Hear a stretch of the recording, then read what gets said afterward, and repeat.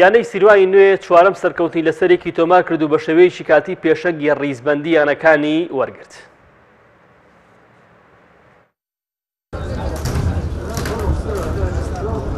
لا یاریەکانی هەفتەی پێنجەمی خولیانە نایابەکانی کوردستان یانەی سیروانی نوێ لاسەر یاریگای خۆی میوانداری لە یانەی دەربەندی خان کرد.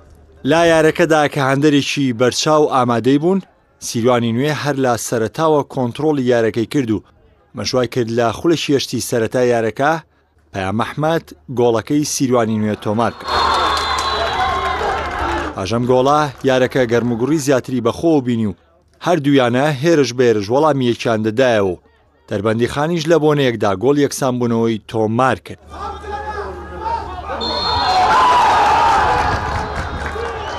ئەڵامە بیانی فاوڵ داوەرگۆڵەکەی دەربەندی خانی ڕەت کردە و جێمیەکەمی یارەکە بەو تاقە گۆڵا لە سوودی سیروانی نوێ باکۆتات.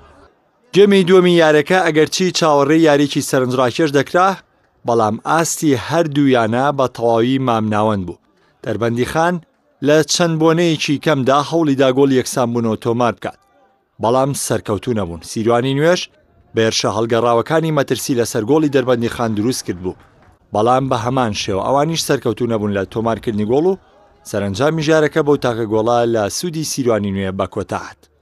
جۆڕایەڵی ڕاهێنەرەکەن بەڕاستی ئەوانەی کە لە ناو ساحەکە یاریەکەن. یاری ئەمڕۆ ئێمە لەگەڵ یانی دەربەندی خانە زۆر تەفاومینمانێکی باشمانەیە لە کۆنەوە تا ئەم دەقەیە کە یاریمان کردم ڕۆ هەنێ تونگوتیشی پێوە دیار بوو دادوەر لە یاریگای هەنێک ئەغڵاتەکە ئەترەوە ڕەبتی بە ڕاهێنەرەکان و تیپەکەەوە نییە، بەزەوەی کە لە ئاستی یاریکەرەکان ڕازی نێمە بە توانایەکی باش یاریەکەن ئەو تەوجیهانی کاگرزگار پیانان زۆر و باشی جێبەجێەکەن و ئەو بەدیلانی کە یخێنێ ناوە بەڕاستی جێی دەستخۆشین کە ئەتوانم بتوانن جێ ینی سەرنجی ڕاهێنە ڕاکیشم بەلای خۆیانە تەوجیەکان بە باشی جێبەجێەکەن.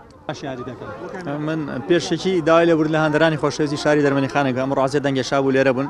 من بەدڵنیام ئەمڕۆ یارکی زۆر باش ماگرت، بەڵام بەداخەوە ئێمە تحکیم زۆر غەدرێکی ینی زۆر وازحی لێکردین. هەموو ساڵێکش ئەم کاک محەممەدە لەگەڵ ئێمە و لەگەڵ دەربەندی خانە ئەم کێشە هەیە نازانم بۆچی ئەگەڕێنێتەوە.